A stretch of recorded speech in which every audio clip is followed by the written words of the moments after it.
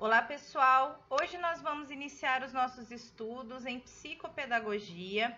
Eu vou explicar para vocês do que se trata essa nova profissão, como o psicopedagogo atua e quais os principais fundamentos dessa atuação.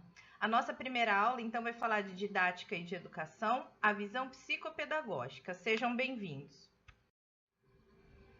Então, no presente estudo, nós iremos entender a diferença entre a psicopedagogia clínica e a institucional, que são duas formas do psicopedagogo atuar, fundamentando-nos nas teorias educacionais atuais e na psicologia do desenvolvimento. Então, daí você vê por que o nome psicopedagogo, porque ele une a psicologia do desenvolvimento, a psicologia da educação, às teorias educacionais, e assim ele fundamenta o seu trabalho. É preciso lembrar que o psicopedagogo não é um profissional da área da saúde, portanto, ele não emite laudos, ele não faz testes, ele não medica, tá? O psicopedagogo, ele aplica avaliações e provinhas iguais às que o professor aplica, não exatamente igual, mas do mesmo nível que o professor aplica, mas ele não faz testes psicológicos, né? Existem alguns testes que somente um profissional da área de psicologia está apto para aplicar. Então, o psicopedagogo, ele atua dentro deste cenário, onde ele faz uma união da psicologia com a educação. Nós vamos explicar essas avaliações, essas intervenções que ele costuma trabalhar. Nos casos de atendimento, os principais problemas são problemas de aprendizagem escolar em geral, né? Desde problemas temporários até problemas mais permanentes e graves. Os transtornos neurobiológicos, que eu vou falar especificamente sobre eles numa aula, e o público da educação especial, porque o psicopedagogo ele faz ali um trabalho de apoio, né, por um atendimento especializado. Basicamente, uma psicopedagoga, como a Roseli de Castro, ela coloca aí nessa imagem, ela investiga as causas de baixo rendimento escolar. Não estou dizendo que só existam psicopedagogas, mas o exemplo que eu estou usando aqui é de uma psicopedagoga, que é o meu caso, né? Então, investiga a trajetória de vida, tanto cognitiva quanto emocional, faz um diagnóstico apurado das dificuldades e transtornos de aprendizagem, faz um plano de intervenção único para cada paciente. Por isso que aqui a gente não vai colocar um modelo fechado, engessado de intervenção, porque elas são personalizadas. A gente vai propor as possibilidades e vocês que vão escolher, né, ao longo do trabalho de vocês. Resgata as lacunas que ocorrem ao longo do processo de aprendizagem, procura entender como a pessoa aprende, ajuda a superar obstáculos, trabalha com crianças, jovens, adultos ou idosos, que é justamente o foco da aula de hoje. A gente vai falar das gerações. É um dos principais fundamentos da atuação do psicopedagogo, conhecer as gerações e atuar diretamente com as características de cada uma delas. Então, vamos para a nossa aula. Então, vamos começar aqui o estudo das gerações. Vocês veem um gráfico aí com as datas, né, de nascimento das gerações que a gente estuda, os baby boomers, que nasceram a partir de 1940, a geração X, que nasceu a partir de 1960, os millennials, que nasceram a partir de 1980, a geração Z, que nasceu a partir de 1995, e a geração Alpha, que é a última a ser estudada. Antes da geração Baby Boomers, nós temos os veteranos, né? São chamados assim, como a primeira geração estudada aí por esse tipo de abordagem. Eles eram pessoas assim extremamente dedicadas, que entendem e se conformam com sacrifícios, se esforçam e admitem recompensas tardias. Então eles sabem esperar às vezes por uma promoção, por um bem, para adquirir um bem, né? Que a gente vai ver que é uma característica completamente diferente das novas gerações. Eles aceitam a liderança e respeitam a hierarquia de uma maneira assim a não questionar, né, as decisões do chefe, por exemplo. São formais, exibem sinais de autoridade, então eles são muito apegados a essas questões, eles são cerimoniosos, né? São muito apegados às regras, são burocratas, eles prezam um excesso de formalismo, de papelório, padronização de desempenho nas rotinas e procedimentos, eficiência na organização, internalização das regras tudo isso é muito engessado, eles são bastante inflexíveis em relação a isso. E eles sempre colocam um dever antes do prazer. Eles são os pais dos baby boomers, né, que tem esse nome por se tratar de uma geração nascida no pós-guerra, em um contexto de otimismo e aumento da natalidade, né, as pessoas voltaram da guerra e começaram a ter filhos. A guerra que eu me refiro é a Segunda Guerra Mundial, tá? E aí nasceram os baby boomers, que são pessoas independentes, organizadas, transformadores, né? Essa geração, nascendo ali por volta de 1940, é aquela geração que que na adolescência já vai estar iniciando ali aquela transformação sexual, de costumes, que a gente vai ver muito no movimento hippie, né, americano. É claro que é uma característica mais marcante da geração X, mas eles vão dar início a isso, né? Eles são um pouco mais flexíveis do que a geração anterior, eles não se apegam tanto às regras, nem a condutas sociais tradicionais.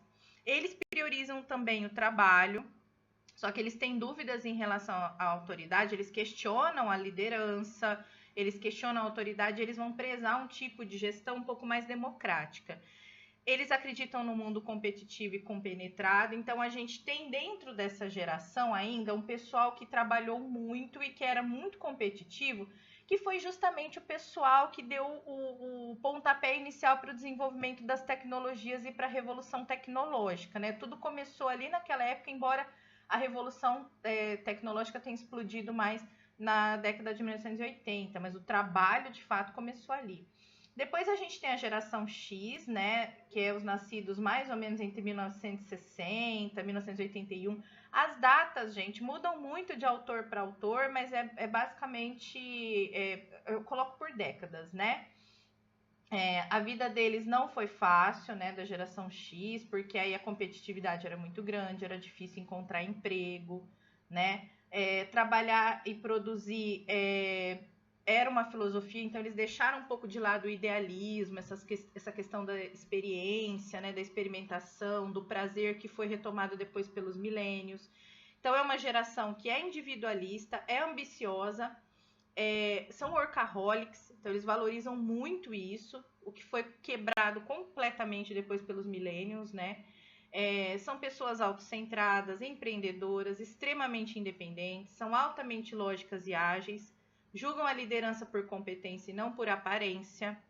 A meta de carreira é sempre dirigida a novos desafios e gostam de trabalhar no ambiente de equipe. E essa geração, sim, foi aqui, desencadeou aí um avanço em várias áreas, tanto da ciência quanto da tecnologia, porque trabalhou muito, porque estudou muito, indo muitas vezes além dos limites. E quem se beneficiou dessa revolução tecnológica iniciada ali pelas gerações anteriores foi os milênios, né? Eles tiveram ali às mãos os primeiros equipamentos, os primeiros dispositivos digitais, eles são considerados nativos digitais, né? Nascidos ali entre 1980 e 1995. A tecnologia faz parte do dia a dia, todas as atividades se passam por meio da tela. O on e o off estão totalmente integrados na sua vida, no entanto, eles não nasceram na era tecnológica, eles viveram na época analógica e migraram para o mundo digital, né? Então, é uma geração que ela viveu os dois mundos e ela consegue viver os dois mundos. Então, é uma geração que, quando não tem a tecnologia à sua disposição, ela sabe da existência de outros dispositivos que não são tecnológicos e consegue usar. Ao contrário das gerações anteriores, o mundo, em virtude da crise econômica, exigiu deles uma maior preparação para conseguir um emprego, uma vez que a concorrência cresceu. Então, é uma geração mais estudada, é uma geração mais qualificada e mais diplomada, mas é uma geração também que enfrentou maior competitividade no mercado e muitos acabaram desempregados, né? Ao contrário da geração anterior, a X, né? Eles não se conformam com o seu entorno, são ambiciosos para atingir as metas. É uma geração que vive um rótulo de ser preguiçosa, de ser narcisista e mimada, né? A revista Time, inclusive, classificou os milênios como a geração do eu, né? Porque eles são muito individualistas. É lógico, gente, nem todas as pessoas que nascem dentro de uma geração têm todas as características dessa geração e algumas não têm nenhuma. Algumas nascem, parece assim, que fora de época. né? Ou nasce com características mais para frente ou mais para trás. Então a gente coloca isso como um parâmetro ali, mas a gente não deixa engessado, né? A gente vai pesquisando a pessoa individualmente para ver como que ela é, né? A gente não produz seres humanos em larga escala, não é uma produção em massa, cada um tem a sua personalidade. Os milênios receberam maior quantidade de informações digitais, eles tendem a ter, por isso, um entendimento mais global, necessitam de reconhecimento positivo periódico, por isso essa questão de serem mimados, de serem o eu. Eles desejam crescimento rápido na carreira, são imediatistas, então eles geralmente mudam de emprego muito rápido. Buscam e testam limites, precisam de desafios. Então, é uma geração que não só profissionalmente, mas na vida pessoal também eles desafiam limites, até nos esportes. São multitarefas, né? Então, fazem muitas coisas ao mesmo tempo. Tanto que é muito comum um millennium estudar e trabalhar e ainda ter vida pessoal, vida social. São informais, são críticos, são autônomos, são individualistas. Não abrem mão de gerenciar simultaneamente sua vida pessoal e profissional com qualidade, são fiéis a seus projetos. Então, ao contrário das gerações anteriores, eles não vão deixar de fazer uma coisa na vida social pessoal por causa de trabalho. Sabem trabalhar em equipe e precisam se sentir fazendo parte do time. Então, eles sabem trabalhar em equipe desde que eles sejam valorizados. As necessidades e os comportamentos, né? Eles têm necessidade de elogios, são intensos, são reativos, né? A rede de amigos é mais ampla e diversificada. Eles pagam pela experiência e não pelo bem material. Então, não é uma geração acostumada a adquirir, por exemplo, casa, carro, né? Alguns fazem, mas ainda assim priorizam a experiência. E por isso é considerada uma geração falida, porque foi uma geração que gastou muito e não acumulou nada, né, de capital. E aí nós temos as gerações mais recentes, que é a geração Z, a partir de 1995, mais ou menos, e a geração Alpha, nascida a partir de 2010, que já está com 13 anos, né? Já estão se tornando adolescentes. A geração Z é nativa digital, é totalmente tecnológica, já tinha à sua disposição os dispositivos de internet, por exemplo, quando nasceu. Então, é uma geração que vive muito a realidade virtual em conjunto com a realidade de fato, né?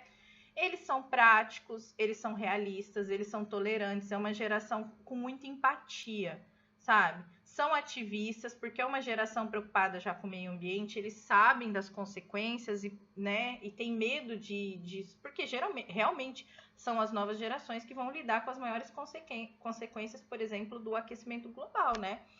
São avessos a rótulos. Então, por exemplo, na sexualidade, a gente vê muitos serem bissexuais, ou então não assumirem rótulos, eles são muito fluidos nos seus relacionamentos. A gente tem o nascimento aí do poliamor, por exemplo, os trisais, né? Então, assim, é uma geração bastante flexível, são adeptos da acessibilidade, da simplicidade, não é uma geração tão cheia de frufru, nem nos seus bens materiais, nem no seu vestuário, como foi, por exemplo, a década de 1980 e 1990, que as gerações acumulavam muita coisa. São desejosos de construir um mundo melhor, né? Então, eles têm aí uma filosofia de vida um pouco mais empática. A geração alfa, que vem depois deles, é influenciada até demais pela tecnologia, são crianças e pré-adolescentes que não vivem sem uma tela, não vivem sem a conexão, né? Elas se sentem mais confortáveis navegando com tablet ou falando com assistente de voz que a maioria dos adultos hoje, mas por outro lado, algumas características que podem ser juntadas a essa geração. Por que eu digo podem ser juntadas? Porque essa geração ainda está em estudo, né? Ela ainda está em crescimento. Mas a gente percebe um prejuízo das habilidades sociais e das interações sociais presenciais. E a pandemia piorou muito isso. Então, é uma geração que se sente muito à vontade com as tecnologias, mas às vezes para falar em público ou para abordar um outro ser humano tem uma dificuldade que causa até crises de pânico. Chega nesse nível. Então, a gente precisa ficar de olho nessa geração, né? Eles ficam 100% conectados, isso é bastante difícil, porque é um desafio, e inclusive o psicopedagogo ele vai ter em seu trabalho o desafio de trazer essa geração para a realidade, prepará-la para a realidade, né? Eles aceleram essa tecnologia, essa exposição à tecnologia acelerou bastante o desenvolvimento de certas habilidades, né? Então, eles fazem tarefas no computador e nos dispositivos de uma maneira bastante rápida. Por outro lado, eles tendem a ser mais ansiosos, a concentração deles não é muito boa, a paciência também não. Então, você, como psicopedagogo, vai trabalhar muito foco, memória, porque eles absorvem muita informação e a memória não dá conta, né? Então, eles acabam, às vezes, descartando informações importantes e arquivando informações triviais e dispensáveis, né? São mais livres, mais versáteis, são questionadores, são hiperconectados.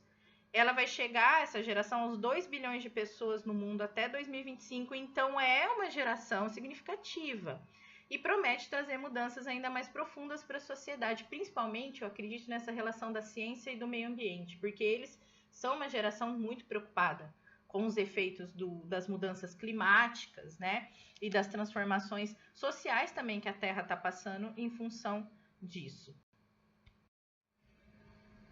Bom, além das gerações, o psicopedagogo ele vai trabalhar com 2 outros tipos de abordagem que são muito importantes hoje em dia na escola e fora da escola. Primeiro, as metodologias ativas de ensino, que eu vou falar agora, e também os canais de aprendizagem, que eu vou falar a seguir.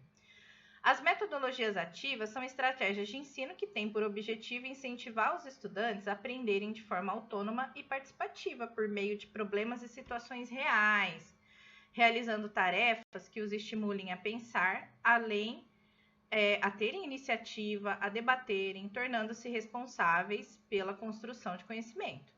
Nesse modelo de ensino, o professor torna-se coadjuvante nos processos de ensino e aprendizagem, permitindo aos estudantes o protagonismo do aprendizado. Então, o professor mediador, ele é um professor que ele não é autoritário, ele não usa do autoritarismo, muito pelo contrário, a autoridade dele se resume à seleção de materiais, dos métodos e a guiar ali os alunos rumo ao conhecimento, né? Então, ele tem uma postura democrática, o aluno é o centro do ensino-aprendizagem, conforme a gente vê aí na figura.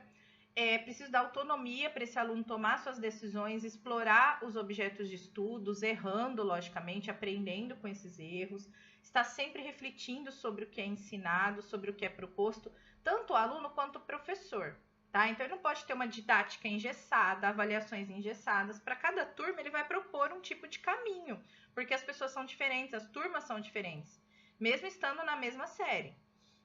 Vai problematizar a realidade, então você vai ensinar matemática, vai ensinar um cálculo, onde você vai usar esse cálculo na vida real? Como? Você vai mostrar isso para o aluno, né? Geralmente tem muitas atividades em equipe, porque para solucionar problemas, inclusive, mas também não descartando, lógico, atividades individuais. Está sempre focado na inovação, né? Então está sempre se atualizando. O professor mediador, facilitador e ativador do conhecimento. Se vocês quiserem saber um pouquinho mais sobre as metodologias ativas, porque as metodologias são desenvolvidas dentro da sala de aula, tá, gente? O psicopedagogo, ele dá orientação, ele dá apoio, ele dá suporte para elas, mas quem faz mesmo é o professor. É muito importante conhecer essas metodologias para você propor para o professor, mas quem vai aplicar é ele. Então, tem um link aí para vocês saberem um pouco mais, foi onde veio essa imagem do foco escola. Outra abordagem bastante útil ao trabalho do psicopedagogo é sobre os canais de aprendizagem. Cada pessoa possui um canal de aprendizagem prevalente, que é a forma de receber informação externa, né? Então, elas fazem uma representação interna dos fatos que são observados ou vivenciados e que podem significar versões diferentes para outras pessoas. Então, muitas vezes, o mesmo fato ele é absorvido e interpretado de formas diferentes. Aliás, a maior parte das vezes é isso que acontece, tá? As formas de receber ou captar informações passam por uma interpretação filtrada através da cultura, atitudes, valores específicos de cada pessoa, conforme sua representação interna proveniente dos 5 sentidos, né? Visão, olfato, tato, paladar e audição. São os 5 sentidos que compõem a classificação dos sistemas representacionais, de onde recebemos todas as informações vindas do mundo externo. E quais são esses sistemas? Esses sistemas são, primeiro, da visão, que é a principal característica da pessoa visual, é a que pensa por imagens. Veja aí no quadro, ó. Canais de percepção e sistemas representacionais. O visual, o seu comportamento caracteriza-se em fazer uso da visão para obter informações. Então, ela visualiza situações, organiza informações em formas de imagem mentais. Lá na apostila, vocês têm quadro com características mais detalhadas de cada um dos canais, né, de aprendizagem e como essas pessoas agem diante do mundo. O visual, por exemplo, para ele a parte estética é muito importante, tanto do ambiente quanto na questão da organização, né, da formatação das coisas. Aí nós temos o auditivo. A principal característica da pessoa auditiva é que ela pensa por sons. Então, ela se vale da audição para absorver informações. Sendo assim, ela tem como ponto forte o prazer em ouvir as pessoas. Então, o professor, quando ele está falando, ele capta mais a atenção dessa pessoa. Ao contrário do visual, que vai preferir, por exemplo, ver uma imagem escrita, né? Uma imagem projetada na lousa, né? Algo que ele possa ver. Aí nós temos o sinestésico, né? Do tato, olfato e paladar. E as principais características da pessoa sinestésica é que pensa por sensações. O sinestésico gosta de abraçar, de dançar, de sentir, de perceber a sensação do ambiente, de tocar.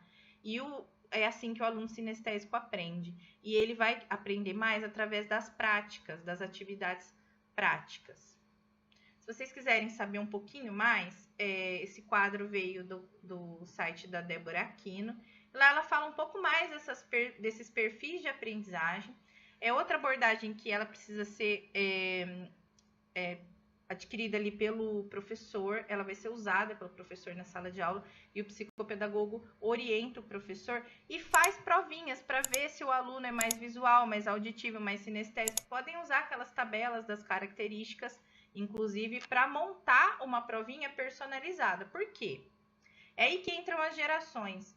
Se você for fazer uma provinha para uma pessoa, um baby boomer ou geração X, você vai focar em hábitos mais analógicos. Se você for fazer uma provinha para uma criança, adolescente da geração alfa, você vai primeiro adaptar a linguagem, porque se trata de uma criança e um pré-adolescente, e fazer uma provinha baseada nos hábitos dessa criança. O que ela gosta mais de ver, o que ela gosta mais de ouvir, o que ela gosta mais ou menos de manipular.